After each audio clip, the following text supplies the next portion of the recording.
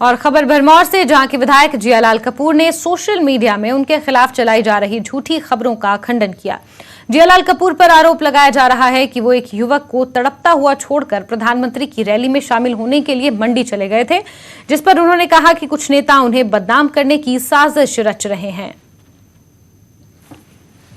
तरह की ये खबरें लगाई जा रही हैं वो बिल्कुल एक तरह का साजिश है। जिन लोगों को राजनीति का 1% ज्ञान नहीं है और इस घटना को एक राजनीतिक मुद्दा देना या किसी विधायक के ऊपर आरोप लगाना या किसी मंडल के ऊपर आरोप लगाना, इससे होती राजनीति आज तक मैंने कभी भी नहीं देखी। अगर मैं आपके प्रेस वार्ता में झूठ बोल रहा हूं तो मेरे खिलाफ भी कार्रवाई होनी चाहिए।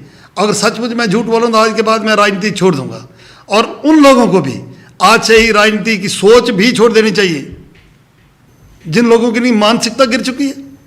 ये बात कोई करने वाली थी क्या? आगे बढ़ेंगे। मंडी में